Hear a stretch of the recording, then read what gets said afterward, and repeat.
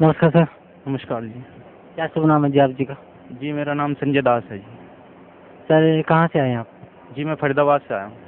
Sir परमचंद सतगुरु रामपाल जी महाराज की शरण में आने से पहले आप कौन सी भक्ति करते थे? सर परमचंद सतगुरु रामपाल जी महाराज की शरण में आने से पहले ये विष्णु भगवान मतलब ये देवी देवता जो भी हैं, शंकर जी, पार्वती, मतलब शेरा वाली माँ, इन सब की भक्ति किया करता था। सर जो आप भक्ति करते थे विष्णु भगवान की, शंकर जी की, शेरा वाली माता जी की, उस भक्ति से आपको क्या लाभ मिलता था? सर नुकसान ही नुकसान ज़्यादा होता था, इतना कुछ लाभ नहीं मिलता था। तो सर फिर आप परमचंद सतगुरु रामपाल जी महाराज की शरण में कैसे आए? सर सतगुरु रामपाल जी महाराज की शरण में मैं अपने मम्मी पापा के ज़रिए से आया हूँ। पहले 2 साल से मेरे मम्मी पापा इनकी शरण में चल रहे हैं, सतगुरु रामपाल जी महाराज जी की। तो वो चलते थे, फिर उन्होंने मुझे भी बताया घर पे कि भाई तू भी चला कर वहाँ, लेकिन मेरी समझ में नहीं आई थी, या परमात्मा का आदेश नहीं होगा बुलाने का, तो इस वजह से मैं समझ नहीं पाया था। उन्होंने बहुत कहा मुझसे कि भाई तू चल हमारे साथ सत्संग में, वहाँ चला कर हम जाते हैं वहाँ। और फिर परमात्मा जी की वाणी भी चलती थी घर पे हमारे, और सुबह शाम नित्य नियम और संध्या आरती वगैरह भी किया करते थे हमारे पापा मम्मी, और माला भी जपते थे। तो मैं उनसे यही कहता था, मैंने कि क्या तुमने सत्संग ले लिया है और ये गुरु जी के चक्कर में पड़ गए हो, कुछ नहीं है, कोई फ़ायदा नहीं होता इन चीज़ों से हैं, और सब ये ऐसे मतलब परमात्मा ना बुलवाए मेरे मुंह से, मैं निंदा किया करता था। तो फिर धीरे धीरे मुझे मेरे आप मतलब उस चीज़ का मुझ पर इतना प्रभाव पड़ने लगा, लेकिन मैं समझ नहीं पाया कि मतलब मेरे घर में इतनी कलह कलेश चालू हो गई, और जो मतलब इतनी बुरी दशा हो गई कि हमने पुलिस थाने तक चौकी कभी नहीं देखी थी, और इतनी पुलिस थाने चौकी तक हम पहुंच गए। और उसके बाद में हमारे मम्मी पापा भी सब वहीं पहुंच गए, और फिर हमारी आपस में मियाँ भी मतलब कि वाइफ से भी मेरा झगड़ा हो गया, और वो भी अपने मैके चली गई। तो एक दिन ऐसा आया कि मैं अपना इतना, ये अमरदास भगत जी चल रहे हैं यहाँ सत्संग में, तो वो अचानक हमारे पापा के साथ एक बार सत्संग से यहाँ से गए थे, तो उन्होंने मुझे बताया कि भाई भगत जी आप वहाँ जाओ एक बार, और मैंने उन्हें अपनी प्रॉब्लम बताई कि मेरे साथ ऐसे ऐसे हुआ है। तो वो बोलने लगे कि भाई आप एक बार सतगुरु रामपाल जी महाराज जी की शरण में जाओ, आपका दुख निवारण हो जाएगा। तो मैं मम्मी पापा कहते थे, उनके कहने से नहीं, क्या शायद उन्होंने इसीलिए भेजा था उन्हें मेरे घर पर कि भाई किसी न किसी तरीके से आए ये। तो वहाँ पे मैं पहुँचा, उन्होंने मुझे बताया कि भाई जैसे ही, फिर मैं एक दिन तो ये इतना परेशान हो गया कि फिर उन्होंने, किसी ने मेरे को एक बता दिया यहाँ आने से पहले, फिर मेरी एक इतनी अड़चन आ गई कि किसी ने मुझे बता दिया कि भाई किसी गुरु की शरण में मत जाओ और तुम वहाँ चलो, एक तांत्रिक के चक्कर में पड़ गया मैं। और उसने मुझे बताया कि मैं तुम्हारे बच्चों का दिमाग ऐसा कर दूंगा, और वो क्या कहते हैं अपने आप खींचे चले आएंगे तुम्हारे पास। तो उन्होंने कुछ तांत्र विद्या से पढ़ पढ़ा के अपना मंत्र संतर सा, और वो मुझे कुछ सामान टोटके का दे दिया, और वो मैं भी, मेरी बुद्धि भी इतनी फ्री हुई थी कि बस जाके मैंने घर में वो करना शुरू कर दिया। इधर परमात्मा की वाणी चलती थी, इधर मैं ये काम करने लगा। तो और इतनी ज़्यादा मनुष्य सी छा गई, और मेरा दिमाग इतना ख़राब हो गया, मैं पागल सा होने लगा। और फिर एक दिन तो ऐसा आया, रात को 2 बजे, 2 3 बजे तक मुझे नींद नहीं आती थी, और मैं एक दिन तो ऐसा आया कि मैंने सर पटकने लग गया, और मेरे मन में ऐसा ख्याल आया कि मैं कोई खुदकुशी कर लूँ या सुसाइड कर लूँ। तो फिर कुछ नहीं, तो फिर उन्होंने सुबह, मैंने फिर अमरदास भगत जी को बताया कि मैं ऐसा ऐसा हुआ है मेरे साथ और मैं ऐसा करने वाला हूँ। तो उन्होंने कहा भाई ऐसा मत करो, और फिर तुम जाके, फिर मैंने मम्मी को भी बताया अपनी, तो मम्मी ने कहा कि तू पागल मत बन, ऐसे मत, तू चल मेरे साथ वहाँ सत्संग में।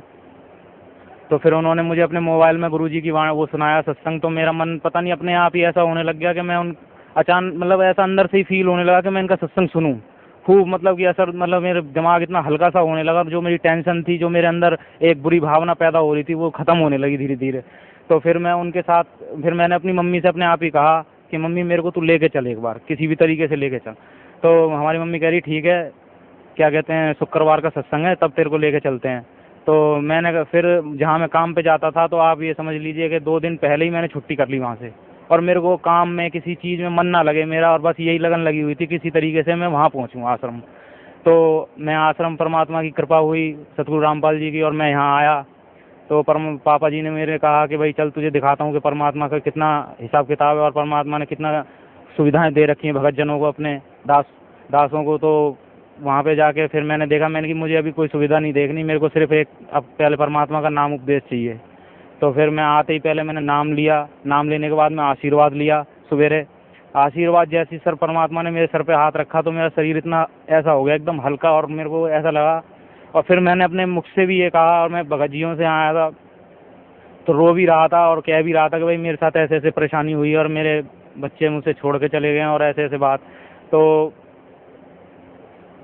अब ऐसा हुआ कि एकदम भगत जियों से कईयों से कहा मैंने, तो वो बोलने लगे कि आप बस जब आशीर्वाद देने आए गुरुजी तो उनके पास चले जाना और खड़े हो जाना सामने, और वो आपके मन की दशा खुद ही जान जाएंगे।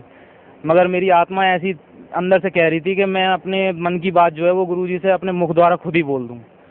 हैं तो मैं आया यहाँ पर, आने के बाद में आशीर्वाद लिया। मैंने आशीर्वाद लेके गुरुजी से खुद मैंने कह दिया कि परमात्मा मेरे साथ ऐसे ऐसे हुआ, जिस तरह आपने मुझे अपनी शरण में खींचा है उसी तरीके से आप मेरे भी बच्चों को भी आप अपनी शरण में बुला लीजिए। और परमात्मा की ऐसी कृपा हुई। एक बार वहाँ गया था अपने मामा जी के यहाँ, मेरे मामा जी की बरसी थी अपनी मम्मी जी के साथ। तो मैंने सवेरे वहाँ 5 बजे करीब परमात्मा ने स्वयं मुझे आके सतगुरु रामपाल जी महाराज ने दर्शन दिए, और उन्होंने मुझसे क्या कहा मुझे कुछ नहीं पता चला, और मैंने उनसे क्या कहा कुछ नहीं पता चला, जबकि बिल्कुल पास में बैठ के उन्होंने मुझसे बात की। लेकिन मुझे यही नहीं पता चला कि उन्होंने मुझसे क्या कह दिया और मैंने उनसे क्या कहा। उसी टाइम मैंने कहा कि मैंने कि मम्मी जो कुछ हो जाए मैं अपने बच्चों को खुद लेके आऊँगा।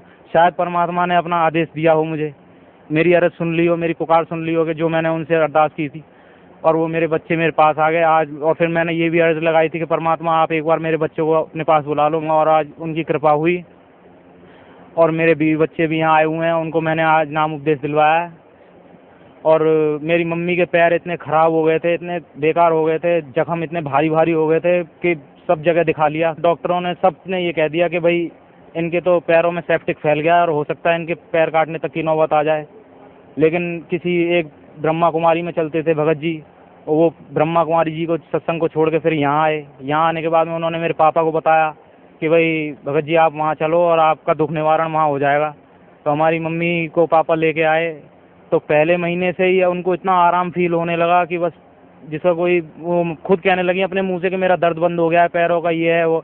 और फिर धीरे धीरे दूसरे महीने में आई, तीसरे महीने में, चौथे महीने 4 हाजिरी उनकी लगी। तो ये समझ लीजिए आप कि उनका सारा दुख जो भी जख्म थे वो सब धीरे धीरे भर गए, और गाड़ी भी आराम से वो भाग भाग के पकड़ लेती थी, जबकि उनसे पैरों से चला भी नहीं जाता था।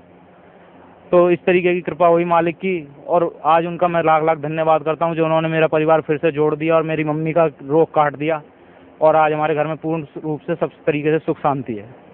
सर पहले आप जो भी भक्ति करते थे उससे आपको कोई लाभ नहीं मिला, और यहाँ तक कि आपके परिवार भी बिखर गया, और उस मानसिक तनाव में आप भी आत्महत्या करने के लिए सोचने लगे। फिर आप परम संत सतगुरु रामपाल जी महाराज की शरण में आए, तो उन्होंने आपकी खोई हुई जो ज़िंदगी थी वो भी लौटाई, आपको परिवार का सुख भी मिला, और आप एक सभ्य ज़िंदगी आज जी रहे हैं। तो सर भगत समाज को क्या संदेश देना चाहते हैं आप? भगत समाज को तो जी मैं यही संदेश देना चाहूँगा कि जो गलती मैंने की है, सतगुरु रामपाल जी एक परमात्मा के रूप में, कबीर परमेश्वर के रूप में, चोले के रूप में हैं, और उनकी किसी तरीके से कोई भगत समाज में कोई भगत अपने मुंह से किसी तरीके की कोई निंदा ना करे भूल के भी। बस अगर वो अच्छा ना कह सके तो उनके बारे में बुरा भी ना कहे, ताकि वो अपने और पाप का भागी ना बने, और जो दुख मैंने झेला है वो अपने वो दुख वो ना झेलें। और इसी तरीके से मैं यही कहना चाहूँगा कि एक बार किसी न किसी तरीके से एक बार आएँ सतलोक आश्रम, और आकर सतगुरु रामपाल जी महाराज का नाम उपदेश लेकर अपना कल्याण करवाएं, और एक बार उनका ज्ञान सुने।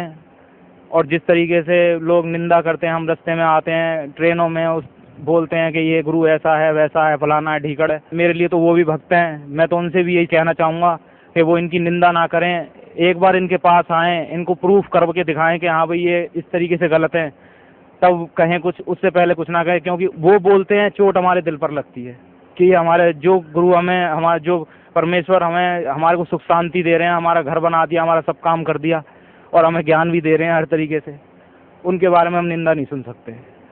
जी धन्यवाद आपका, बहुत बहुत धन्यवाद। सत्य साई।